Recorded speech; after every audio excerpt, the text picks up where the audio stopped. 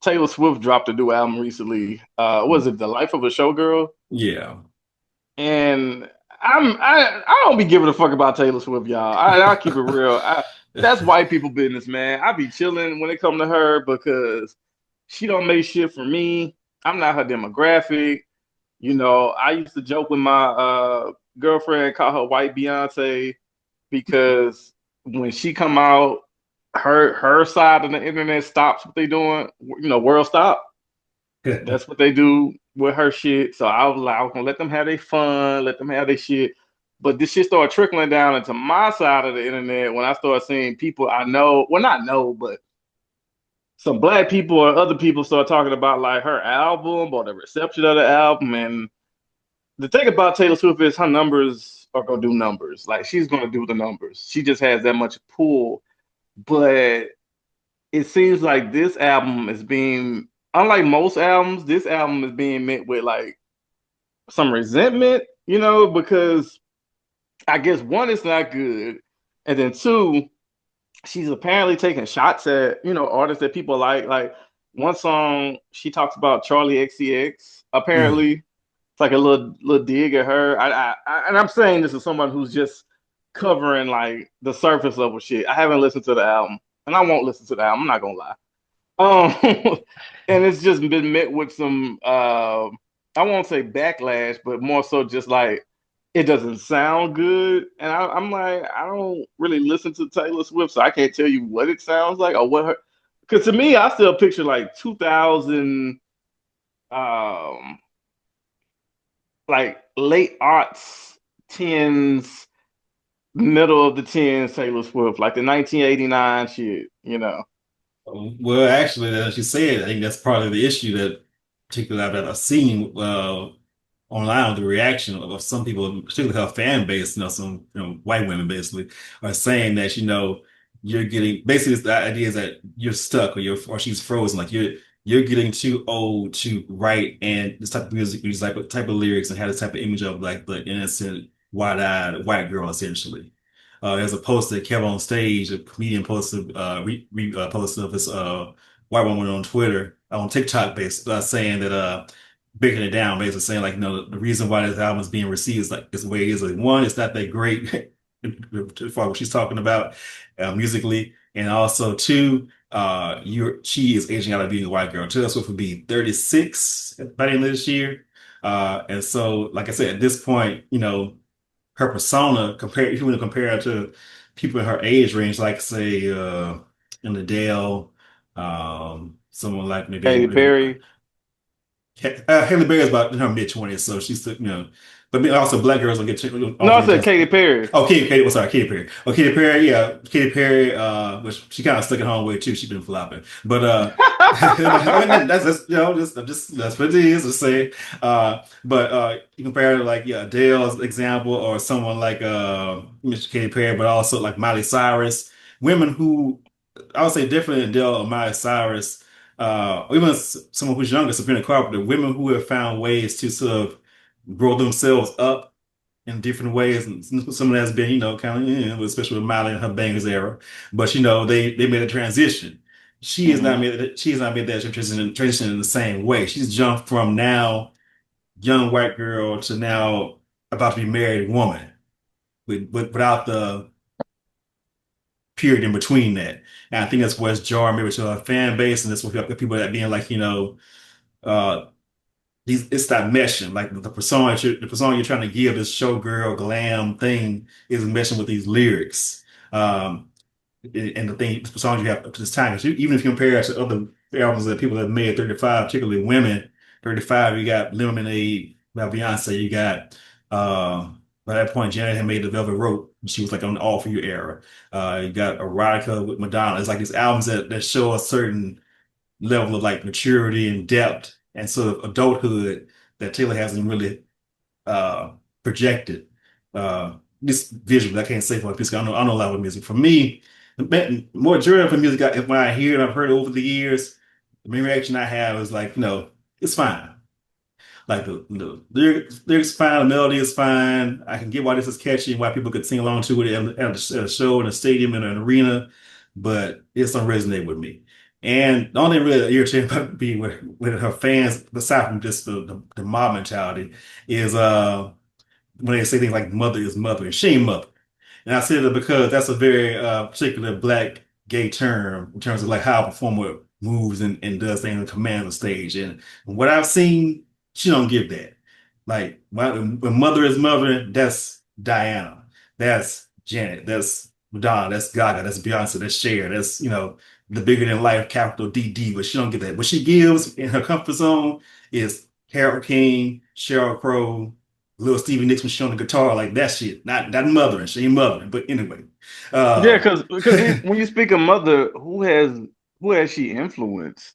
well, when I say mother, I mean like it's like ballroom coach, like the grand diva. That's like all eyes go shoot to her like that, like that type of presence. Like she doesn't have to me. She doesn't give that. She gives like wide-eyed girl, like I'm just like you. I'm awkward and I dance funny and I play with my cat and whatever else. Like you know what Yeah, I mean? Like she's it's not just giving much. a it's a pop star, but it's not like I guess It's I a get what you said. It's a Yeah. difference. Like I said, it's me. She feels more comfortable when she's at the piano or at the guitar. Like I said, piano a la Carole King, guitar a la Sheryl Crow. You know what I mean? Like that's a different type of performer, and it's fine, but it's not mother.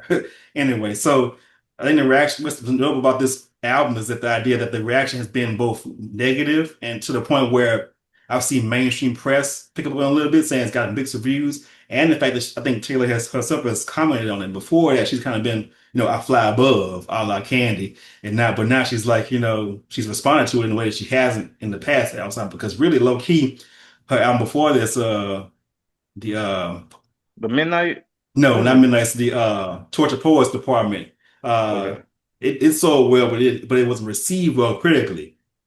So it's like album number two in a row that's kind of gotten this negative pushback, and now it's even louder with the reaction online. Also, the reaction from some women, particularly black women, saying that it's low key anti-black with some of the lyrics.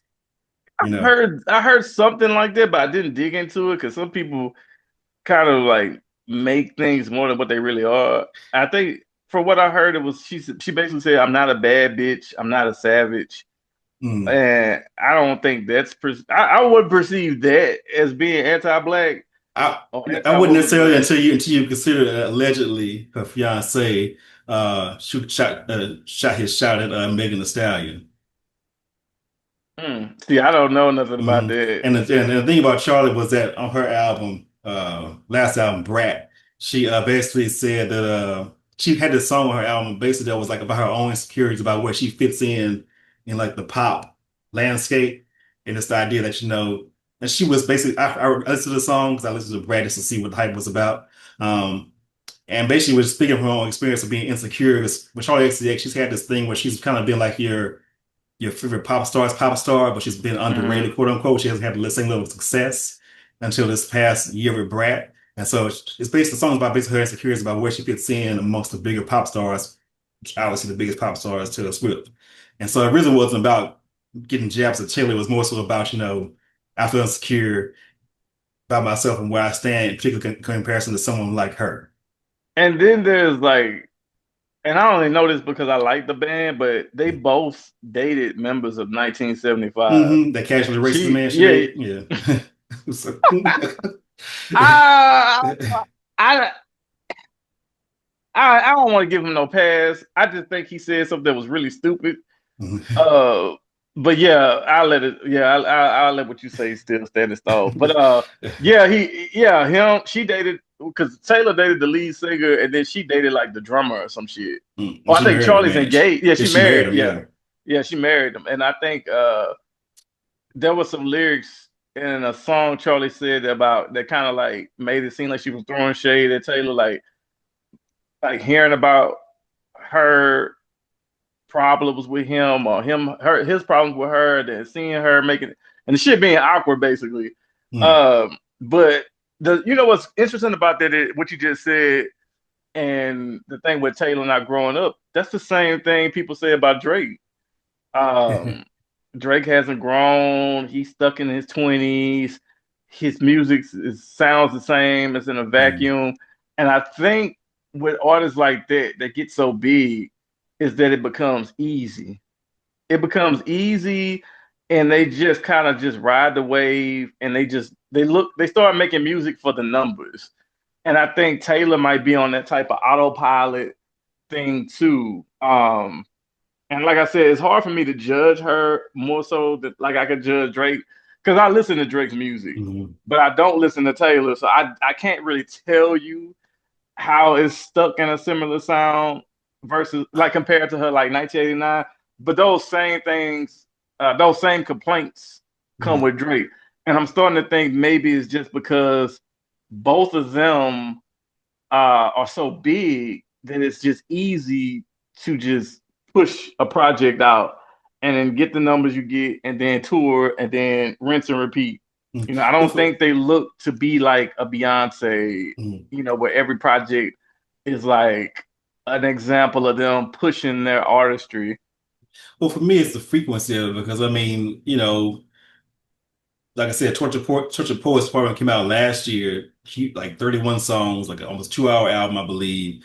And that's what a lot of the criticism was, like it's too long, should have cut some fat, or it sounds kind of samey because she's working with the same people.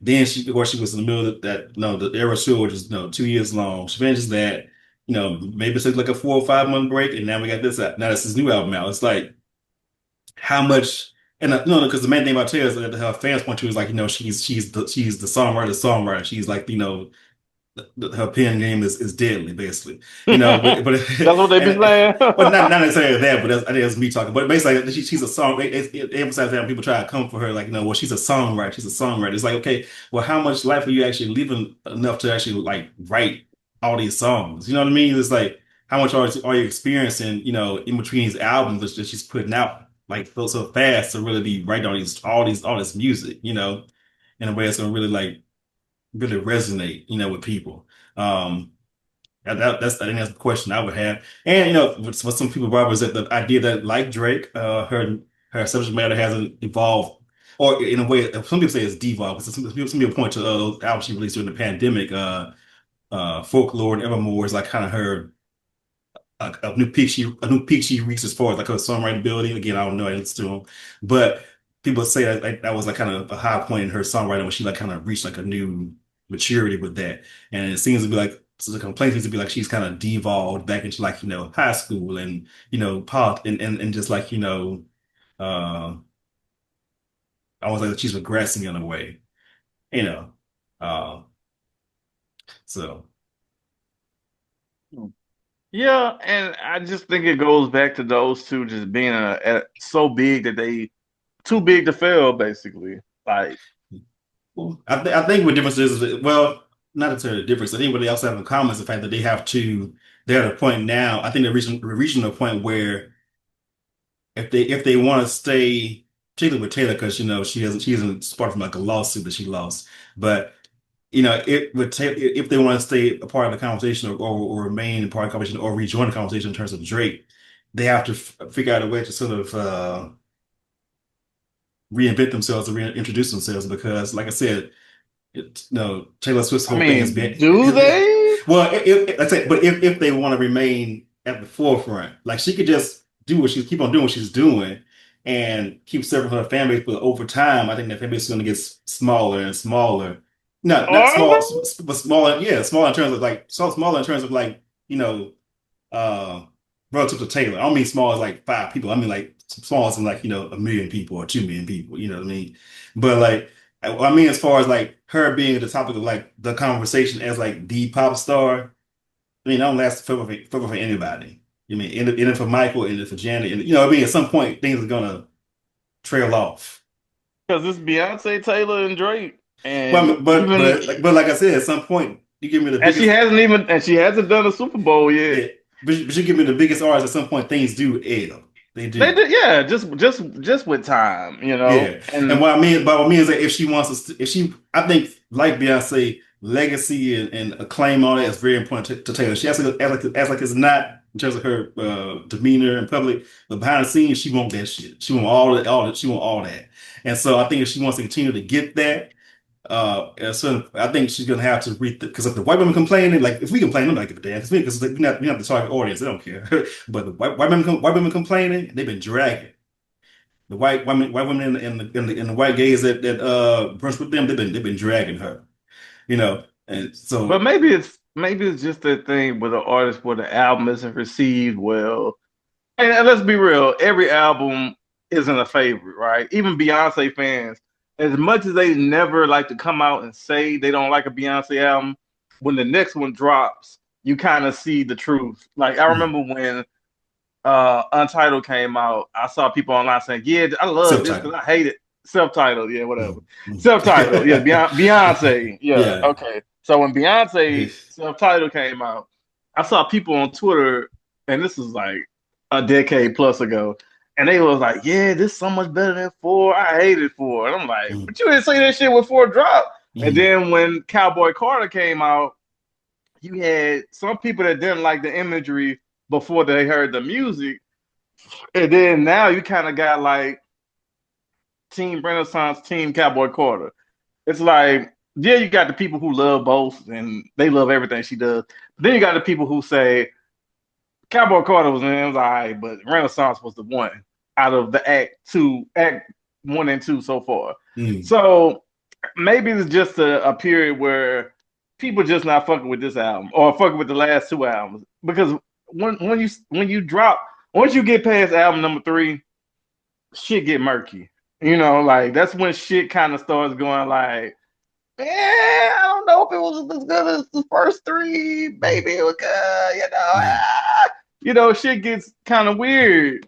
Mm. So maybe it's just a down, and like we said, ebb and flows. Maybe these two projects are, not the best, whatever. I don't even know what's the Taylor Swift I think Lemonade. Like I think what's that I her think the high crown point. jewel album? I think the high points, at least from what I gather, are probably as far as like sheer like commercial bops. Would be like be 1989.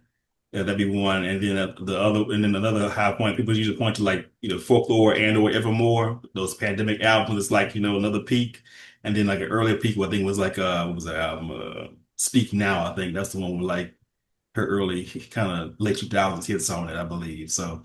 That's usually the ones that I see when people were talking about talking about her music. They usually cite those albums. So you know, um, but yeah, I think that to me what stands out is because the idea that amongst the fan base there is like vocal discontent. Like it's not like the usual people that's talking about, oh, I don't like it, or people. No, it's like the fan base itself is like is like vocally saying like this ain't it, in a way that I haven't seen with previous, particular omnipresence.